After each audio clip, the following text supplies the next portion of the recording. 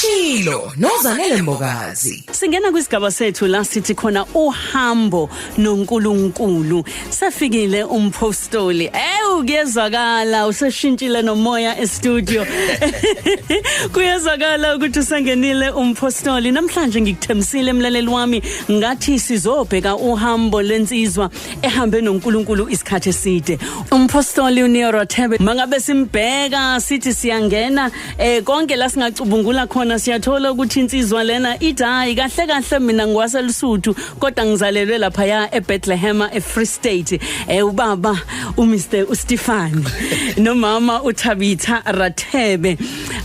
Bengazi umpostoli wami ukuthi uke wasebenza nako Eskom mhlawumbe wena ongabe uyasiza nje ukuthi kwenziwa kanjani uma ngabe kunjena. Kanti ke njengamanje simazi umpostoli simbonile shumayela ngamandla eindaweni eziningi ezihlukene. Ngimbonile abantu besindiswa kuyena, ngimbonile khuluma izinto ezakhayo, ngimbonile khuluma izinto zo leadership, ngimbonile enza coaching, ngimbonile ebhala izincwadi. Ngingabala ngithini umpostoli Rathebe kuyintokozo enkulu ukuthi sibe nawe namhlanje. Ngiyabingelele sizet ngibingelele Lady Bishop ngibingelele nomlaleli ekhaya Khosini lapha Eshilo. Ngifisa nje uqala la ukuthi yini ekususele eFree State yakuletha kwaZulu Natal. Ukuza kwami la kwaZulu Natal bengisuka eVaal ukuthi ngo1993 ngasuka eFree State ngihamba ngayehlala eVaal. Ila khona ngihlangane nenkosi uJesu khona ngo2003 ngeza ngapha emva ukuthi inkosi nje lokungicindezela ngendaba yobizo ngeza ngisofunda lapha eMaritzburg emkhungweni. Khona la ngithole khona awuxoxela abalaleli lento yobizo uma ngabe uyithola kwakuyinto ovelo ithanda sike sibone phela kukhona bayijabulelayo baze bayibize bona kukhona abalihalelayo nabafisayo i-relationship yakho noNkulunkulu ubudlelwane bakho usakhula kwakuyinto ilangazelelayo le uthi nje ngelinye ilanga ngiyoba umfundisi.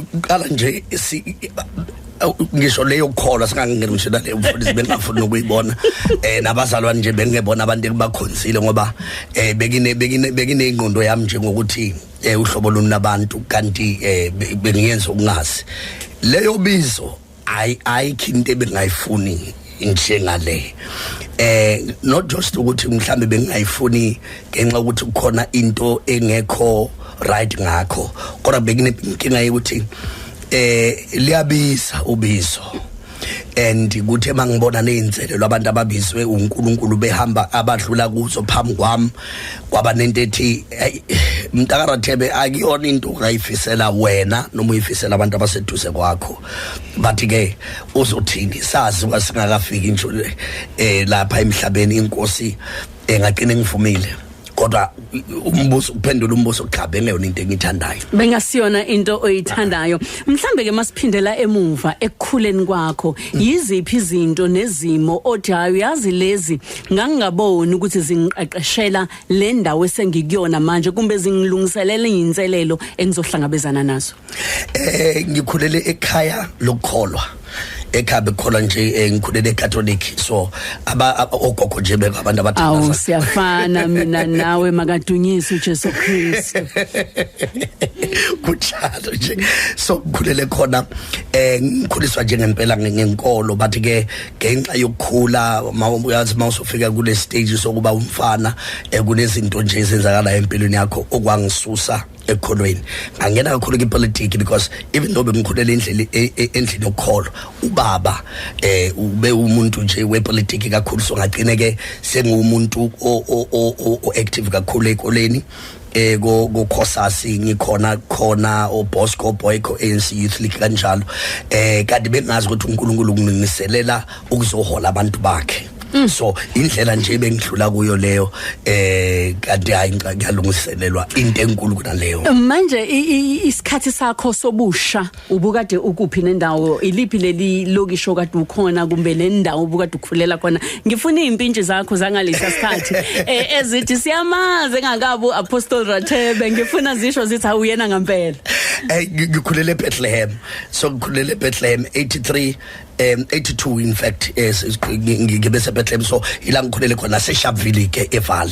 So ila impintshi zami zelapho, ila ngikhule khona ngumfana nje ohluphayo nje wedanela izinto. Uthina umuntu uyahlupha, angizi ukudedela. Mawuthi uyahlupha uthali mina ngikwazi uswenka. Mina futhi kulezi insuku kushuthi ngiphethe uswenka ngoba bengiphethe ubaba Ngcobo insizwe eswenkayo kuleli sonto. Mina ngikwazi uswenka nje ngeke ngibone nosisi bekuposta. Ngibona ngoba unkosikazi ukhona la iduze kwami namhlanje. Ngeke ngibona ngisho osisi beposta bethi hayi kodwa umpostoli uyaswenka umpostoli. Into uma ungabheka ipost yami ngiyacabanga last day birthday yami bengifaka ithombe zami ngimncane. Futhi into engayithatha kubaba, ubaba ubethanda kakhulu nje nasekhaya mawuya kwakhe nje endlini lapha uyobona nje ama-dropa kaqhuma impahla. Futhi uthi idwedwe uvela nje mina nginankinga eyidwedwe. So sathi sakaxela lapho ke ngabe ninkinga eyidwedwe ngenxa yakhe ubaba.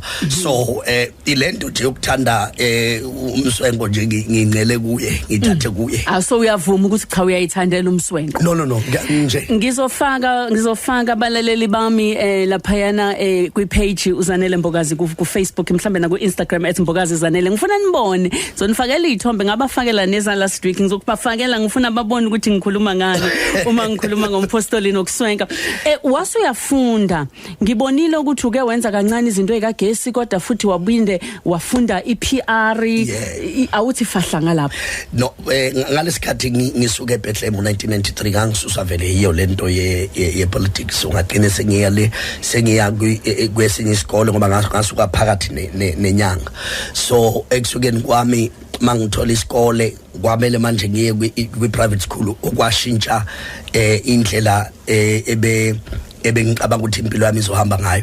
Ngaqine sengingena ku electrical engineering ngifunda khona eVanderbilt Park College. So ngilende yangenza ukuthi ngisebenze Eskom as an artisan assistant, ngisebenza khona eLithabo Power Station sisubcontractekile khona. So ngisayenza lokho angithi ngisazama ukuyithola ngathi no angiye lapha Institute of Commercial and Industrial Education ila khona ngifike kenza ipublic relations khona.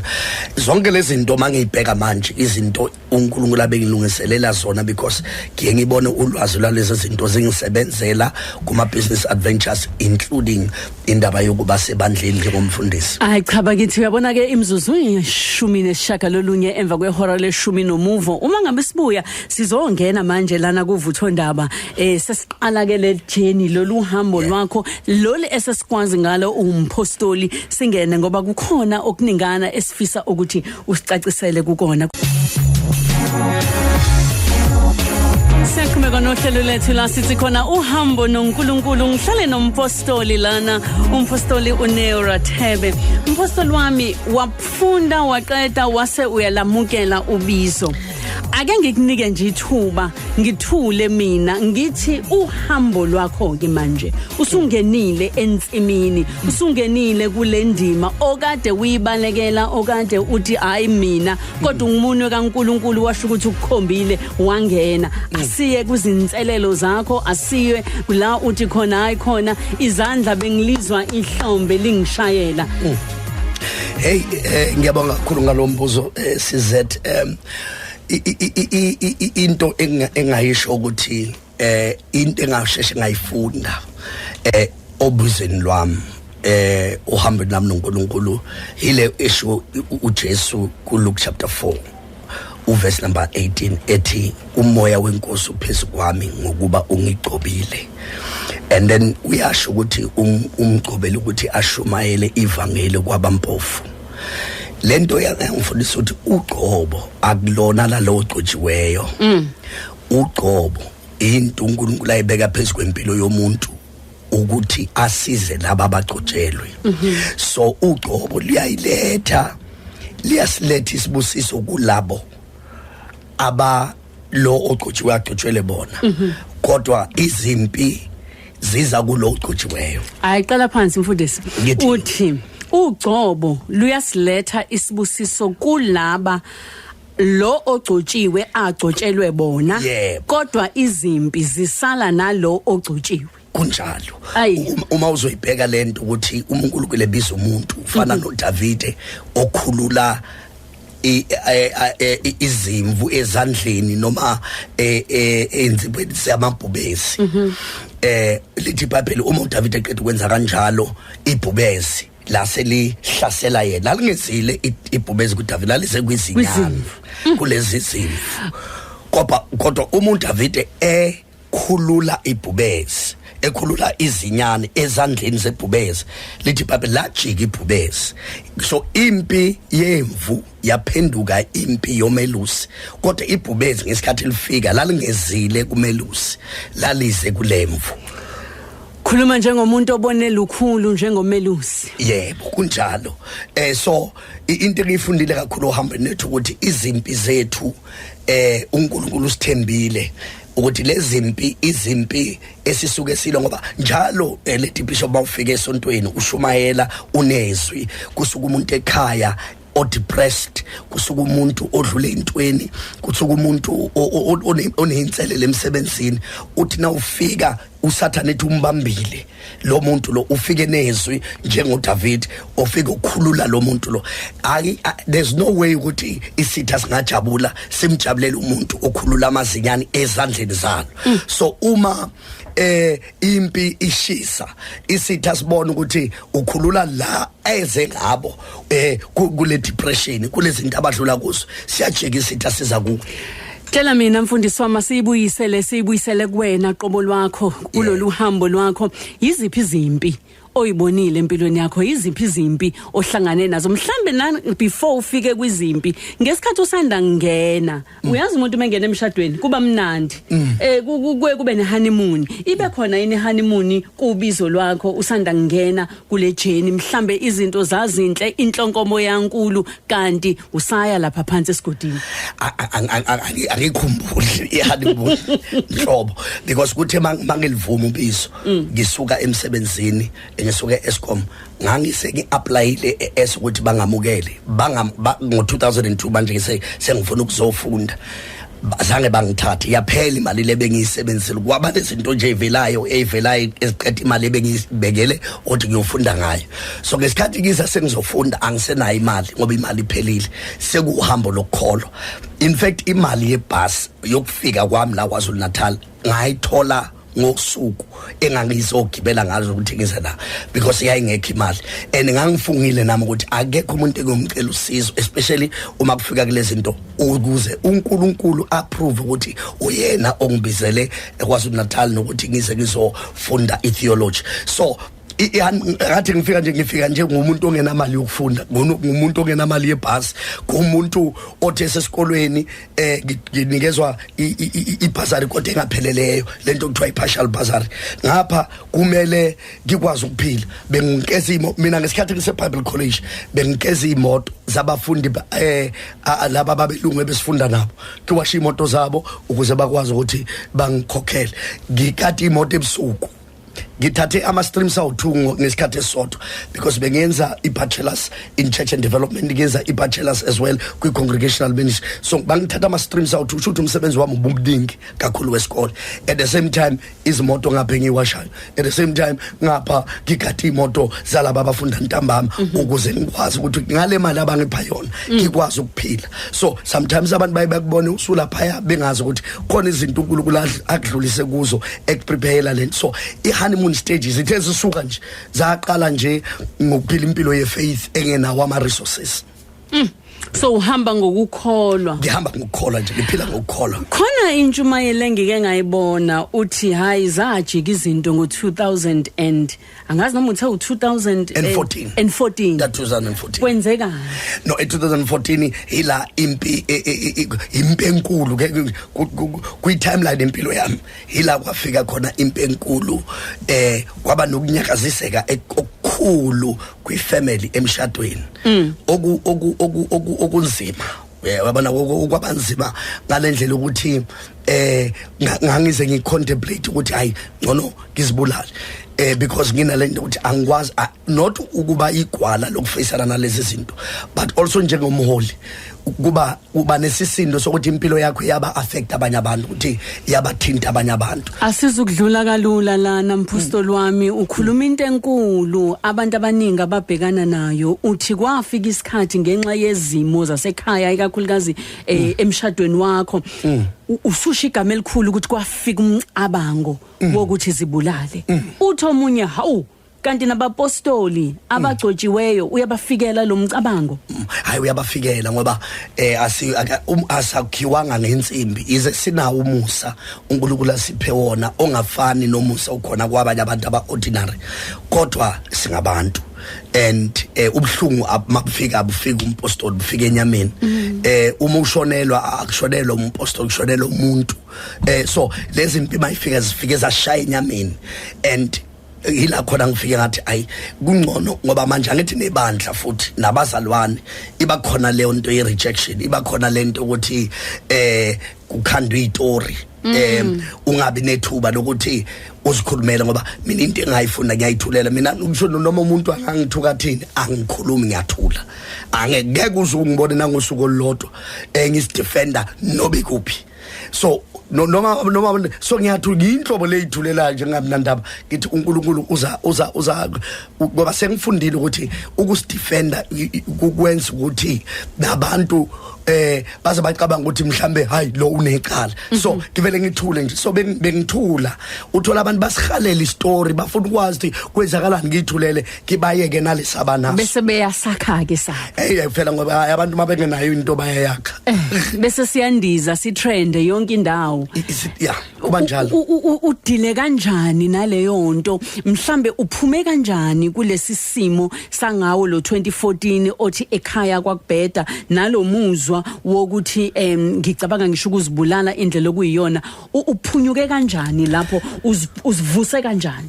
Uyazi into eyangilekelela kakhulu kunento enzeka uma uNkosi uJesu lapha esiphambanweni kwavuka indoda okuthiwa uJoseph of Arimathea wayesefihla ihlazo lika Kristu kwaba nendoda usibukwa kangubane waba isibusiso simangalisa empilweni yami ngoba ngesikhathi sengilala ezimotweni ngenayo indawo yokuhlala ngoba kuthi makwenzeka lezi zinto ngangafuni lezi zinto zokuya emakhoti ngingafuna izinto zama contest nani ngathi hayi angifuni lutho nje ngayiphumela nje nezimpahla namaBhayibheli ngingafuni lutho ebeselisebenzele usewadlula ke emhlabeni umuntu lengikhuluma ngayo so ngaphuma kanjalo ngangabe le ndawo yokuhlala ama-bank afreziwe ngoba bekunama joint accounts access anginayo into engakwazi ukuthi ngiphile ngayo because yonke into yayihlanganelwe la wangithatha usibuka kangubani wahlala nami waba uJoseph wase Arimathea wanginakekela waphila nami uNkulunkulu ngingithandaze nje ukuthi kuze kube manje unendlela zakhe nje angithwala ngazo. Mfundisi wami kodwa ngalesi sikhathi usibuye ngakakuthathi ungakabi na indawo yokuhlala bapha abazalwane obashumayelayo. Bakhona abazalwane angeke ngithi mhlambe ngoba bebengafuna ukungilekelela kokunye ubaba uyazifihla wena ngoba angithi manje usungafuna ukuthi abantu bakubone ukwi-state leso se-vulnerability so ukubavikela ukuthi bangakuboni kuleso simo angithi manje lo Jesu wenza kanjalo uma ungabheka lapha ensibini akabavumelanga abangazake bambone ikhazunyuliswa ukuthi bambone ngesikhathi enobuthakathaka uthatha laba abayifew abathathu kuphela abambone emhla uNkulunkulu ethi lo indodana yami ngaye ngithokozela bambone ikhazunyuliswa babona uEliya babona uMose wathi abathemba ngepain yami ngoba bangaze inkazimulweni ene ngombovu ngisho kanjalo ngayo somahasho ukuthi indoda eyafike yangaze inkazimulweni kwabalula kumina ukuthi ngisivule. Uvuka kanjani ekseni ungenayo indawo yokuhlala uhambe uye ebandleni ufike wenze njani ufike ukhale uthi ningibona nje kumbe ufike ushumayele ngathi akwenze kangalutho hayi angithi manje ilento ekisho ukuthi izwi lithi akayovuma uJehova ukuthi lokho esidlula kukho kubhalwe ebusweni bethu so ngithi mangifika mina ngithi ayibhaliwe kimi lento ekudlula kuyo ngoba uNkulunkulu ungifihlile nabathula abantu abeze ukuzolalela izitori zami nokuthi nabo kunento zabo abadlula kuzo njengabantwana bakaNkulunkulu so mina njengomfundisi eyami responsibility mangifika khona angakhi ibandla likaNkulunkulu ngabalisi ngacomplain ngabe umuntu obalisayo indoda ekhala njalo ukuthi hey manje ngibona injena ngilalanga angibanga nendawo yokulala noma ngibona ngitshela bengihlele emotweni bengakwenzi lokho bonke abantu abangazi kuma seasons wami ahlukile bazosho ukuthi ngeke ungaya ku YouTube yekuphi ngeke ungizwe kune season nje siqeda ukudlula kuyona manje and bengibona ukuthi nabantu ababengilandela noma ikuphi la ngikhona bebefuna ukubona ukuthi uzothini ngalento ngithule so eyami indaba njena bese kushumayeleni nje izwi likaNkulunkulu ukuthi ngeke ngize ngivume ukuthi izinto engidlule ngakuzo zingenza ukuthi ngicine ngikhipha ukufa epulpit ngoba abantu laba ipulpit that's why ibizwa ngepulpit ngesingisi pulpit sesithi masikhuluma sidlalisa ukuthi ila sidonsa abantu sibasusa from the pit we pull them from the pit so uma abazalwane bezile enkozweni abazile ukusoswa umfundisi ekhala ngokuthi ulele emotweni beze ukusoswa izwi likaNkulunkulu so bengibafihlela mina abazalwane laba engibaphethe Umpostoli Rathebe lesikhuluma naye ngalesi sikhathi ngiyayibona imibuzo yangena mawunombuzo nawe kumbe kukhona nje ofisa ukuthi ngikubuzele kona ngithumelela ivoice note ku 071 613 ungangena na ku Facebook wethu ku Khosi FM kumbungene kuZanele Mbokazi ngizokwazi ukuthi umbuzo wakho bese ngiyawuthatha bese ngiyakubuzela wona bese bema esikhaleni kungathi ibona bonile bengenzanga nto but inkosi sithethelele sikulahlile singamlahlanga elahlwe opresident bethu kodwa sithi inkosi sithethelele sikulahlile sakhiphe ikolweni kungethini esimkhiphile ikolweni ekhishwe ugovernment wethu kodwa sithi inkosi sithethelele ngoba kuthe masikhiphe imthandazo kwangena amadimoni abantwana bakwazi uthisha sithethelele. Our priestly ministry sima ekulungeni kaKristu bese sithwala isono somhlaba sinyuke nalo kube sengathi yithi esonile singenzanga nto Sithethelele baba kusho umpostoli Rathebe ngambona ukuthuthuka kanjani la studio sithethelele abantwana bethu sikhiphe uKristu ezikoleni kwasekwenzekani impostoli kwasekwenzeka lezi zinto ezibhlungu lezi ezenzeka esibonayo manje thina sikhuliswe ngomthandazo noma sibe singaze senzani sithini sithi nje baba wethu wasemazulwini kodwa nje besazi ukuthi kune assembly siyathandaza wawubona indlela izikole zethu zaziyiyo kodwa namhlanje uyabona ukuthi idemocracy izenezinto ezinhle kodwa yaphinde yazana izinto ezibhlungu especially uma kufika kule ndaba yokukholwa so nabantwana bethu yababona nje nasezikolweni abaphephile kunezinto eziningi ezenzakala esingasijwayele ukuthi ingane ngakhe iphume sehambe kwazi uthisha uyabona nje insango ukusetshenziswa kwedangamizwa ezikolweni nje uyasabisa nje sisimasethi mangasho kanjani uqo mina ungangiphatha kabi njengoqothiweyo mina ngikutholele kodwa uqoba litholi lo muntu washinto serious lo but you can forgive a person but the anointing does not have forgiveness in the Old Testament the anointing yayingakwazi ukumxolela angithi uMose bamxolele uAaron noMiriam kodwa uBlepheri bahlala phezukwa ngoba izobe bexolele kodwa uqobo belingatholanga David forgave his son Amnon, but the anointing did not forgive Amnon. It killed him and hung him on a tree. That is why David had respect for the anointing even when Saul was backsliding. Because I'm a foot, I got shallow, Saul, but I will not touch the Lord's anointed. What just go to go, I'll told send to be the Manjamuyo at about it.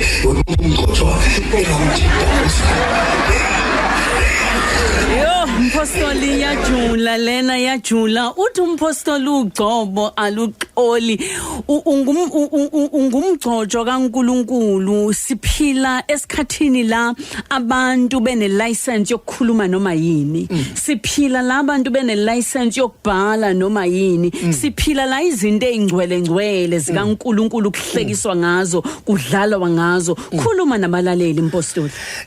Ngiyabonga kakhulu kungela ukuthi ngiyangithandaza ukuthi ngibe nento ethi ngiyafisa ukuthi bengene umfundisi ngumzalwane nje ukuze ngikhulume lento ngimile ngumntwana kaNkuluNkulu kungabi ngathi ngivikela ubufundisi. Ingosi into yokudlala ngabantu abagcotshwe uNkulunkulu ngoba uNkulunkulu uyakwazi ukudila nabantu ababizile. uNkulunkulu akahluleki. In fact uma ufuna wena ukudila nomuntu obizwe uNkulunkulu sokungathi uthi uNkulunkulu umbizile akanawo amandla okudila naye. And manje uyabona khona angeze example ukhona umuntu oke wangithuka wangifonela kwakhona isimo nje wangifonela wangithuka kakhulu wangithuka njengoba ngishilo ukuthi mina ngisho lutho ngayithulela uthi mayiqeda kungithu ayikho into engayisho asikho siqalekise ngishilo ayikho inhlambe ngishilo kuye ngayithulela walivala ucingo.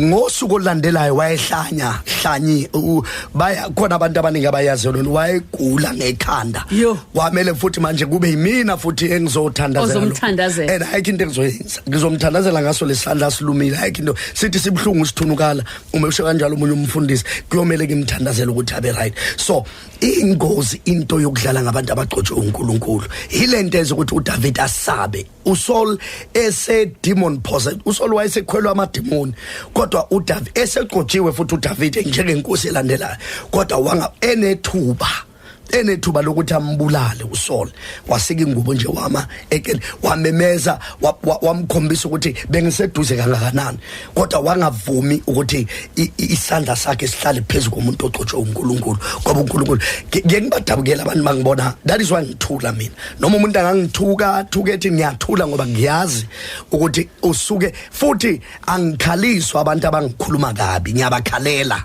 ngoba basuke bengazi ukuthi benza njani. And angisho lokhu ukuthusa abantu umlaleli ekhaya angacaba ukuthi ngisho lokhu ukuthusa abantu ngisho lokhu ukusiza ibandla. uNkulunkulu ethi ningabathinta abamabagcotshiwe. Siyazi ukuthi lelo verse ngesikhathi libhalelwa ukukhulunywa ngoIsrael wonke kodwa liya apply nakumuntu obizwe uNkulunkulu esene individual. So ngizobakhuthaza abazalwane umhloniphele into eyodwa ukuthi amafutha kaNkulunkulu akahlala phezulu kwekhanda lakhe. Noma wena ungamboni ukuthi le ndawo imfanele kodwa ngoba isandla sikaNkulunkulu siphezulu kwakhe yilokho nje usumhloniphelela ugcobo liphezulu kwakhe. Umhloniphelela ugcobo nanokuthi uyazisiza na ngoba utshala imbewu ngoba kuhleze kubize wena kusasa. Bese uzibuza ukuthi lo muntu njengoba ngimtreata kanje mhla kuyimini obiziwe ngizifice ngizithole ngisenkingeni efana nale ngizofisa ukuthi abantu bangitreate kanjani. Yabona leyo nto ingasilekelela kakhulu.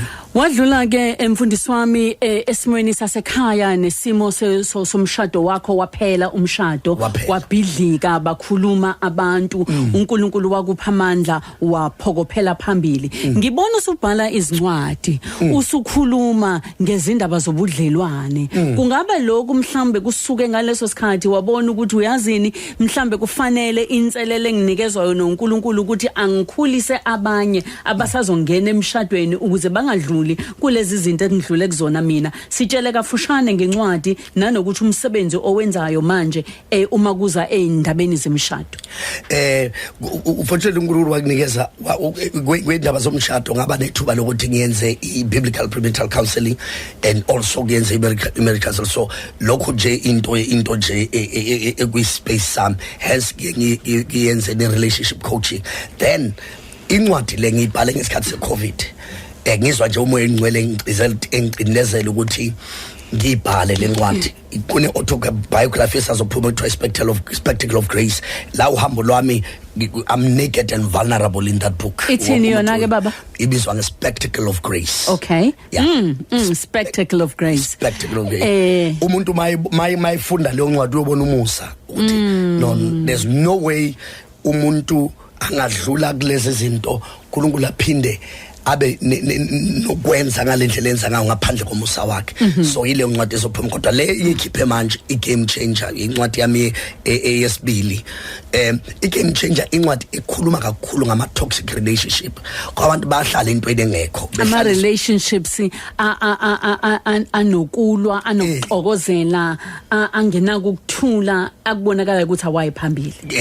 Umuntu abe seyahlala ke yahlaliswa ukuthi kunomntwana ukhona kubaba wengane yami uma wengane yami uyangilekelela ngezimali ngiyakwazi ukuphila uyangithengela lokhu uyangisiza ukwenzana. So uphela uthola umuntu bahleliswa lencwadi lena ngibhale kakhulukazi ke ibhekene kakhulu nokusiza abantu besifazana abahlukumeza ngoba khona lokhu kuhlukumezeka okukhona esikubonayo not just ezweni lakithi nje emhlaba jikelele kuyenzeka ukuthi kube nokuhlukumezeka abantu besifazana. So ngibhale nginaleyo nto enhlizweni ukuthi ake ngikhulumele abantu besifazana ngendaba eziphethelene nanto into so zama relationships. Then ngibasize futhi ukuthi uphuma kanjani entweni ekubulalayo, uphuma kanjani entweni engakusizi, uphuma kanjani futhi not only ukuthi uphume uphinde uzithole wena because mawuke wazithola wazikhumbula ukuthi ubani you own your crown izinto ziyashintsha. Mfundisi wami uyabuza lana uNobuhle Dlamini uthi mfundisi mina angezwe kahle ukuthi uphume kanjani kulesi simo othi wazithola abantu bekhuluma ngawe wangaphendula ukungaphenduli nje kuphela ngamanye amazwi mhlawumbe ufuna ukubuza ukuthi ngesikhathi ushaywa ngesikhathi uzwa zonke lezi zinto akukufikelanga yini mhlawumbe ukuthi ubuze ukuthi uphi uNkulunkulu wami kumbe ubuyele uNkulunkulu uthi baba engathi kuyangisinda lokho. Into ngiyajabula ukuthi siseshilo ngijabulela ukuthi lapha eShilo kune indaba kaMama lapha eBhayibhelini encwadini kaSamuel umama uHana simbona ehlukumeze kanjalo ehlukunyezwa umama uPenina lithi iBhayibheli wayithulula umphefumulo wakhe kuNkulunkulu. Enye izinto esangilekelela ukuthi uma abantu bengishaya ngingasikhulumeli ngiye kuNkulunkulu ngibizile ngithulula umphefumulo wami ngingayivumeli ibitterness ukuthi yakhele kimi ngoba yayizoqeda ibulale mina. Umuntu mayehlala nebitterness ufana nomuntu ophuza iacid enethemba lokuthi leyo acid izabulala umuntu oseduze kwakhe. Angikwazi ukuthi ngiphuze iacid kufa umakhelwane mangiphuze iacid iyobulala mina. Ibitterness mayehlala emntwini iyambulala so angikuvumelanga lokho ukuthi kuhlale kimi. Ingakho uJesu before efa wathi angikwazi ukufa ngibaba wathi baba baxolela bakwazi into abayazi into abayenza then wakwazi ukufulfill imandate yakhe ngeke ngikwazi ukuhamba ngeke singaxolelanga. So ngaya kuye ngathulula umphefumulo ngabayeka abantu bakhuluma bazi and futhi basazokhuluma bayophinde ngoba bayakhuluma vele abantu bayikhulumela nje. Yayisithupha imzuzu ngaphambi kokuthi kushaya ihora le-12 uhleli noZanele wakambokazi ukhuzo lumaphiko angikukhumbuzeke ukuthi Eshilo nilethelwa ngokuzigqaja ngoba kwa Russells lapho uthola okuningi ngamanani aphansi. Thola lamanani aphansi ngokwedlulele njengamanje. Mpostoli asimane simphendule nje kafushane ngoba isikhathi sethu sesimi kanje uthi wabona kanjani ukuthi unalo ubizo. Kunezindlela eziningi uNkulunkulu akhuluma kodwa into ebalekile ukuthi umuntu azijwayeze ukulazi iphimbo likaMama ingcwele empilweni yakhe. Lokho kubalekile ungakabizwa umzalwane nje usijwayeze nje ukuyazi ivoice kaNkulunkulu empilweni yakho. Lokho kukusiza ukuthi uhambe lwakho ukuthi uNkulunkulu ekhuluma kube nezinto uNkulunkulu ukhuluma nathi ngendlela ezahlukahlukene.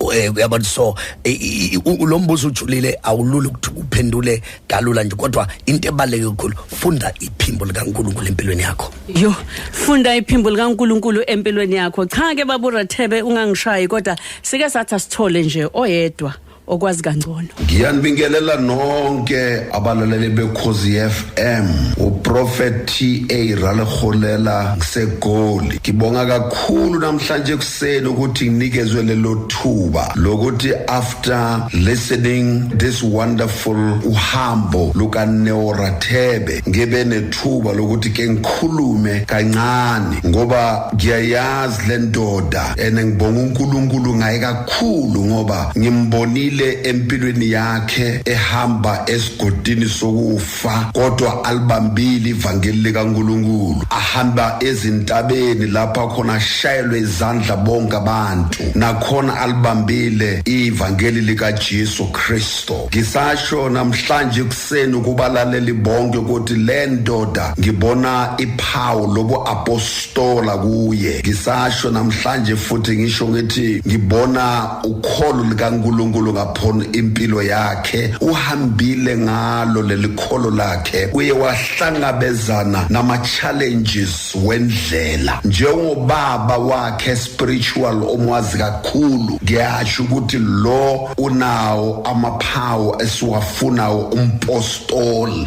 oshumayelayo kumnandi eshumayele kubi ngithi kuwe congratulations kule journey yakho Rathebe newo siyakuthanda kakhulu thina eSouth Africa enesibona ukuthi usanesikhathi emhlabeni sokuthi ushintshe umhlaba abantu bavume kuNkulunkulu bakholwe uNkulunkulu akubusise kakhulu nabalaleli bekhozi FM uProphet TA Ralekholela I love you all nginithanda nonke ngegama likaJesu waseNazaretha amen. Mpostoli wami inyembezi zakho ngicabanga ukuthi ezokuthi nangu ubaba ekhuluma isibusiso ngifuna nje umyalezo wakho oyakubalaleli bethu uNkulunkulu uhambile nawe isandla sakhe usibonile phezulu kwakho kukonke odlule kukona ngifuna nje uthi sisonke kodwa ngaphambi ukuthi siphume angisale sengibakhumbuza futhi abalaleli ukuthi Eshilo meniyethulela ngokuzigqaja ngoba kwa Russells lapho uthola okuningi ngamanani aphansi thola lamanani aphansi ngokwedlulele njengamanje. Ngibongile kakhulu sizathu ngibongile hayi yabona ngisongenzeke be emotional kodwa na into engifisa ukuyisho kubazalwane nangu uPostoli Paul Palela abazalwane baseRoma Romans 8:28 uthi konke kusebenzelana kube kokuhle kwabamthandayo nababizwe ngecebo lakhe. Firstly thanda uNkulunkulu okwesibili ubizwe hayi nje ubizwe kodwa ngokwecebo lakhe lithi iBhayibheli konke kusebenzelana kube kokuhle hayi ukuthi izinto ezokwehlela ezizokwehlela izinto ezinhle kodwa lokho kusho ukuthi noma kukubi uNkulunkulu ngamandla akhe namasu akhe uyakwazi ukuthatha izinto usathana behlosa ukubulala ngazo azijike sibe isibusiso kuwe namuhla ijourney yami mangibheka khona izinto nabantu abaphilayo ngenxa yempilo yami ngoba uNkulunkulu ukuthathile okubuhlungu engidlule kubo namahlazo angehlele ukuthi awasebenzisa uNkulunkulu ukuba isibusiso phezulu kwezimpilo zabantwana bakhe. Walfihla ihlazo lakho sikuthola kuphi baba abanye abalalele ngalesi sikhathi bathi wangithinta impilo yami wayithinta bazokuthola kanjani mhlambe ku Facebook mhlambe noma uzobanikeza inombolo?